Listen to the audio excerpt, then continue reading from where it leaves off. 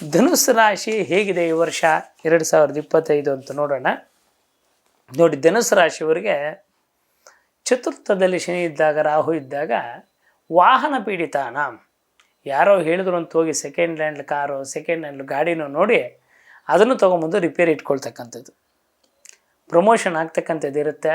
ಅದರ ಅರ್ಧಾಷ್ಟಮ ಶನಿ ಇರೋದರಿಂದ 4ರಲ್ಲಿ ಬಂದಾಗ ಮನಸ್ತಾಪೇನ ಪೀಡಂತೆ, ಸುಮ್ಮನೆ ಆದರೂ ಅಪವಾದ ಬರುತ್ತೆ. ಆ ಅಪವಾದನ ಸತ್ಯನೋ ಅಸತ್ಯ ಅಂತ ತಿಳ್ಕೊಂಡು ಮಾತಾಡ್ಬೇಕು. ಧನುಸ್ಸು ರಾಶಿಯವರು ಸ್ವಲ್ಪ ಸತ್ಯನ ತಿಳ್ಕೊಂಡು ಮಾತಾಡೋದು ಒಳ್ಳೆಯದು. ಭೂಮಿ ವಿಚಾರದಲ್ಲಿ ಮೋಸ ಉಂಟಾಗ್ತಕ್ಕಂಥದ್ದು, ಯಾಕೆಂದ್ರೆ ಚತುರ್ಥದಲ್ಲಿ ವಾಹನ ಸ್ಥಾನ, ಭೂಸ್ಥಾನ, ಮಾತೃಸ್ಥಾನಕ್ಕೆ ಬರೋದರಿಂದ ಒಂದು ಸ್ವಲ್ಪ ಭೂಮಿ ವಿಚಾರದಲ್ಲಿ ಅರ್ಜೆಂಟ್ ಪಟ್ಟು ತೊಗೊಂಡು ಲಿಟಿಗೇಷನ್ ಪ್ರಾಪರ್ಟಿನೋ ಇಲ್ಲ ಯಾರ್ದೋ ಭೂಮಿ ಏನೋ ತೊಗೊಳಕ್ಕೆ ಹೋಗಿ ಏನೋ ಮಾಡೋಕ್ಕೆ ಹೋಗಿ ಸಾಲಕ್ಕೆ ಮೋಸಕ್ಕೆ ಸಿಕ್ಕಾಕೊಳ್ತಕ್ಕಂಥದ್ದು, ಸರ್ಕಾರಿ ನೌಕರಿ ಉಂಟಾಗ್ತಕ್ಕಂಥ ಅವಕಾಶ ಧನುಸ್ಸು ರಾಶಿಯವ್ರಿಗಿರುತ್ತೆ. ಅದನ್ನು ನೌಕರಿ ಸಿಗುತ್ತೆ, ಜಾಬ್ ಸಿಗುತ್ತೆ ಅಂತ ಹೇಳ್ಬಿಟ್ಟು ಏನಂದರೆ ಅದು ಮಾಡೋದು ಬೇಡ. ಆ ಜಾಬ್ ಬಗ್ಗೆ ಕರೆಕ್ಟಾಗಿ ತಿಳ್ಕೊಂಡು ಆಮೇಲೆ ಮುಂದುವರೆದ್ರೆ ಒಳ್ಳೆಯದು.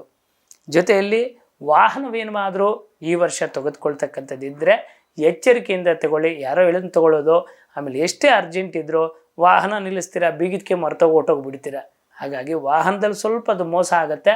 ವಾಹನ ವಿಚಾರದಲ್ಲಿ, ತಾಯಿ ವಿಚಾರದಲ್ಲಿ ಸ್ವಲ್ಪ ಎಚ್ಚರಿಕೆಯಿಂದಿರಿ. ಯಾಕೆಂದ್ರೆ ನಮ್ಮ ದೊಡ್ಡವರು, ನಾವು ಮಕ್ಕಳು ಏನು ಬೈದರೂ ತಂದೆ ತಾಯಿಗಳು ವಯಸ್ಸಾದಮೇಲೆ ಸುಮ್ಮನಿರ್ತಾರೆ ನಮ್ಮ ಮಕ್ಕಳು ಅಂತ. ಹಾಗಂತೇಳಿ ನಾವು ಹೇಗೆಂದರೆ ಅವ್ರನ್ನ ಮಾತಾಡಬಾರ್ದು. ನಾವು ಚಿಕ್ಕ ಮಕ್ಕಳಾಗಿದ್ದಾಗ ನಮ್ಮನ್ನು ಲಾಲನೆ ಪಾಲನೆ ಮಾಡಿರ್ತಾರೆ, ಅವ್ರ ವಯಸ್ಸಾದಾಗ ನಾವು ಮಕ್ಕಳ ಥರ ನೋಡ್ಕೋಬೇಕಾಗತ್ತೆ. ಹಾಗಾಗಿ ಧನುಸ್ಸು ರಾಶಿಯವರು ಸ್ವಲ್ಪ ತಾಯಿ ಜೊತೆ ಮನಸ್ತಾಪ ಮಾಡ್ಕೋಬೇಡಿ.